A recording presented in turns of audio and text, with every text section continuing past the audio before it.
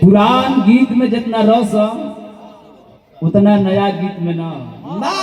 लोग बतावेला कि पुरान चाउर, पुरान दारू, पुरान मेहरारू। वाह भाई वाह। तोरो बात सही बा। अगर पुरन की न रह नौकी जितना टिक टाक बनावते फेसबुक पर 4 दिन में 4 गो घर जा, लेकिन पुरन की मेहरारू को भी रहल जरूरी बा। तो एक गांव के पुरनिया माता बचावे की जा रे मामा तरह तरह के गीत तरह तरह जगह गावल जाए। एक एक कि अरे केरवा जे फरेला घमधी के आ ओई पर सुगा मेरा राय, ओई पर सुगा में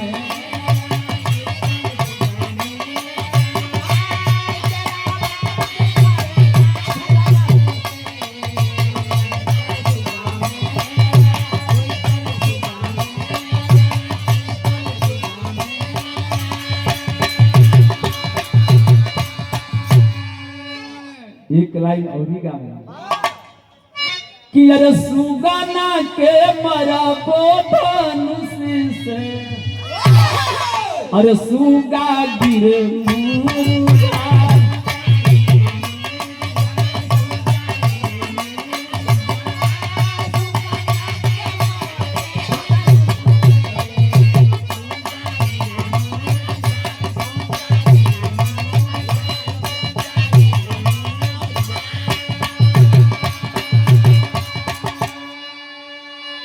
आइए मैं प्रसंग बताने चला।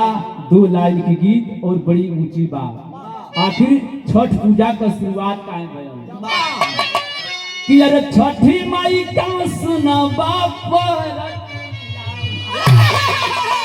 कि अरे छठी माई का सुनबा कहानिया कि अरे गावे बेदावा पुराण, गावे बेदावा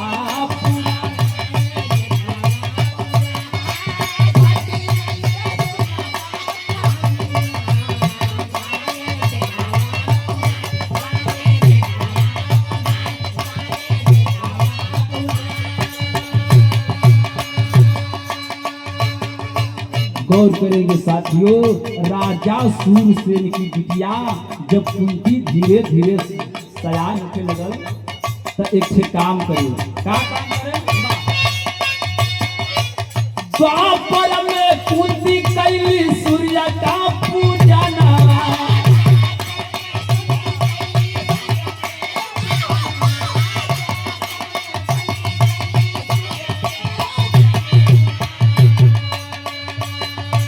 द्वापर युग में राजा सूरसेन की बिटिया कुंती धीरे धीरे उमरिया बढ़े लगल। और जब उमरिया बढ़े लगल सूर्य देव के पूजा करे लगल। सझिया सवेरे देली दूध के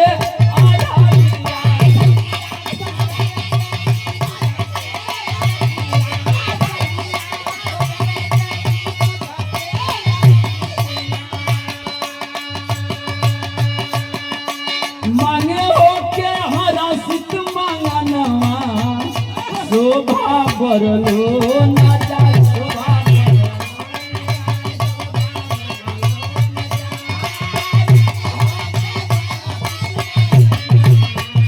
शोभा बरलो।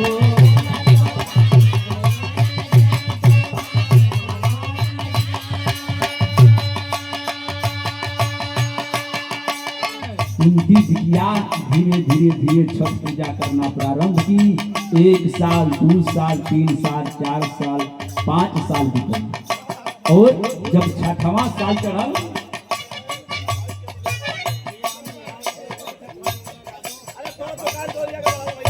और बड़के भैया बिहार की धरती से छठा में पहरा बीतल छठी के समैया।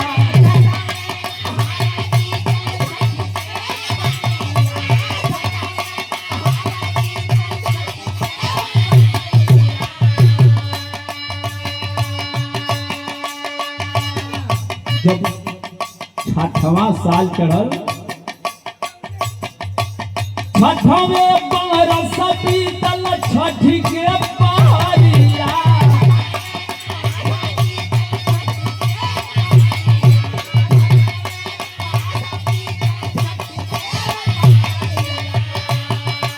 कोसिया भरावे चलली, कोसिया भरावे चलली घाट के माधरिया।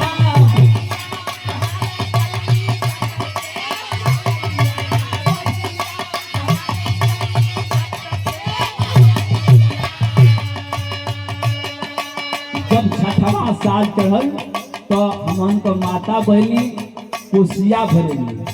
6वें साल में कुंती भी कोसिया भरे के तैयारी कर देली। और एक बड़के भैया बलिराम कटघरा शंकर जयसवार मधुर मऊ की धरती से आपकी तरफ से बहुत से लोगों का सम्मान है, नमस्ते प्रणाम करता हूँ सकल पंच के पोलो विधान। आज जब 6वें साल में कोसिया भरा,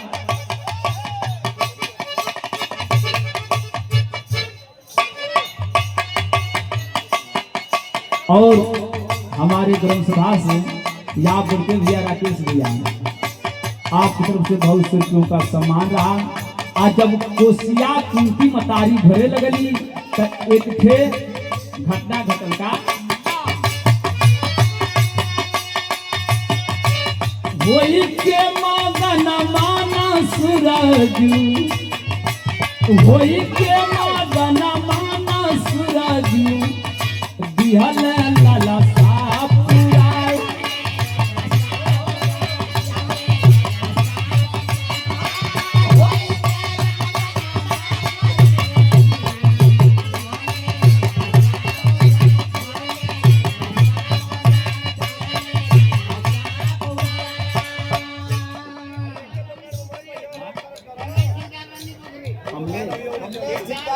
और एक बड़के भैया कमलेश ठेकेदार रानी पोखरी के आपकी तरफ से शानदार 100 रुपयों का सम्मान है, नमस्ते प्रणाम करता हूँ। जब सूर्य देव प्रकट भैलन माता कुंती से कहलन बिटिया कुछ मांग ले। माता कुंती कहली हमको कुछ चाहिए ना, बल्कि तोहरे जैसन तेज तरार प्रखर बेटवा चाहिए। वही कुंवारे में वरदान मांगे के तो कुंती माता मांग दिली। इधर होत का बात खुशी हो के माही माता सूर्य से माला नावा।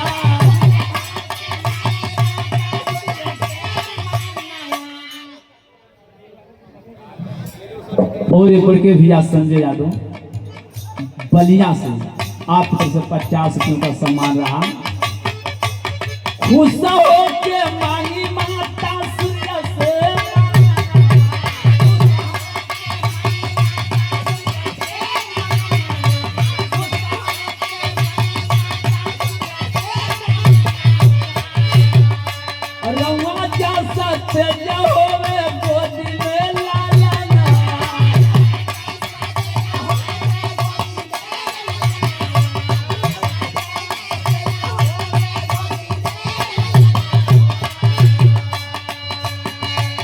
भइले दयालु पहिला दिन करी दिहल सपना पूरा, दिहल सपना पूरा।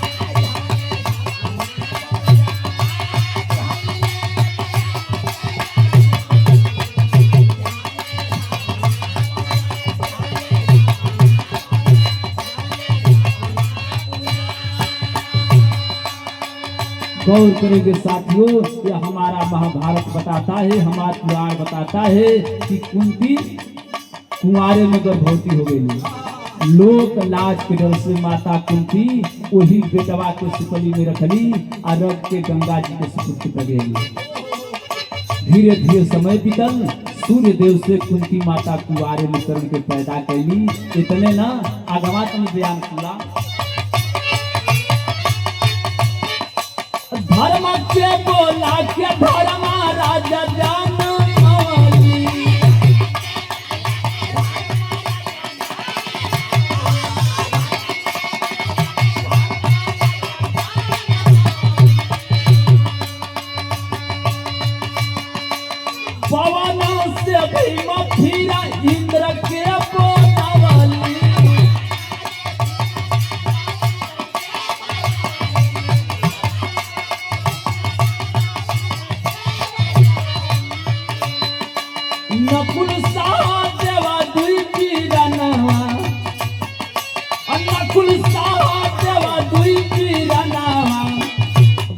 भैले अश्वनी कुमार, भैले अश्वनी कुमार।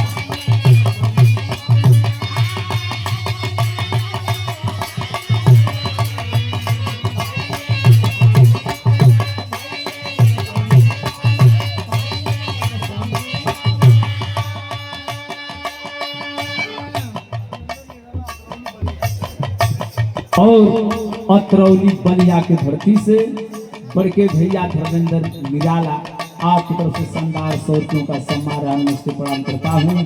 सकल पंच को लगी बा कि प्रमाण मिलेला कि माता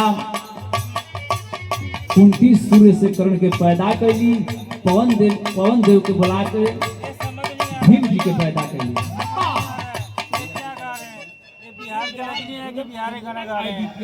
ये बिहार के हमने यार कितना लोग हैं बिहार, कोई समझ नहीं आ रहा है कि बिहार क्या करेंगे। और ये बड़के भैया ब्रिजराज भैया बुलेट चैंपियन, बिहार गाना गाओ यार, हम बिहार के सब लोग बिहार। बुलेट सेक्टर आप बड़के भैया की तरफ से शानदार 250 रुपयों का सम्मान है नमस्ते प्रणाम करता हूँ। सकल पंच के को लगी बा आशीर्वाद का।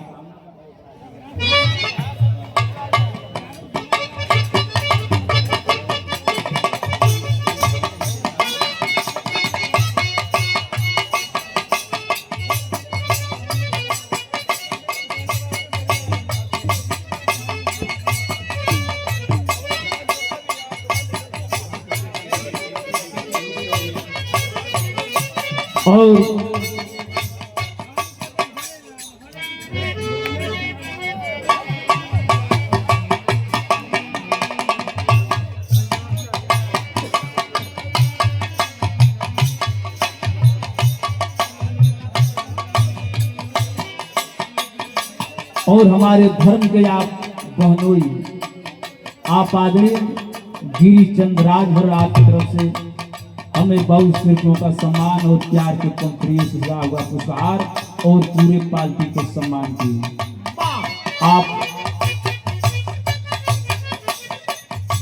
आपसे हमेशा आशीर्वाद का कामना रहता है। माता रानी मैया छठी का कृपा आप पर भी बनल रहे, पूरा परिवार आगे बढ़े। आखिरी लाइन में दास बता रहा है क्या, सबही से जब ई दिन आए,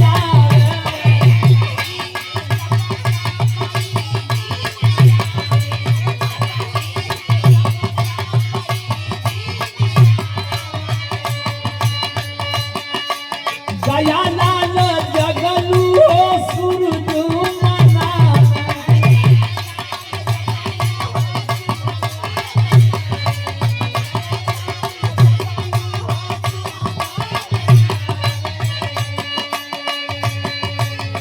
कि अरे गावे जंगली जिया सतरना,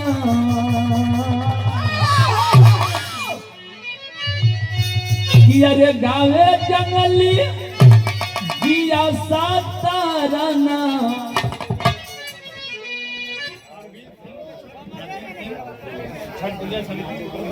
और उनके भैया अरविंद सिंह छठ पूजा समिति के अध्यक्ष है, शीशम झड़ी की तरफ से आपकी तरफ शानदार 200 रुपयों का सम्मान है नमस्ते प्रणाम करता हूँ।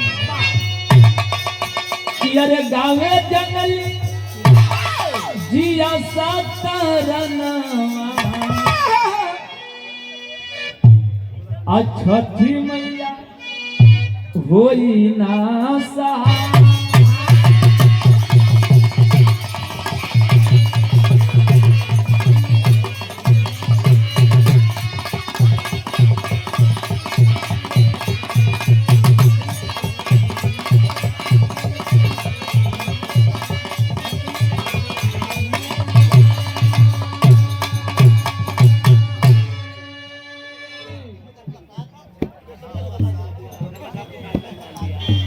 और एक बड़के भैया रमेश प्रसाद बड़का भैया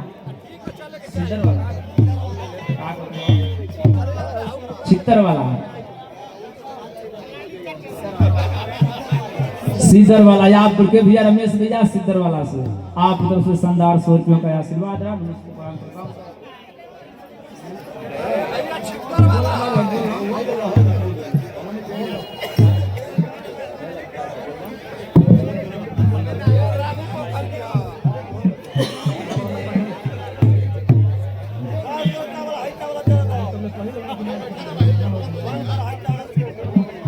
है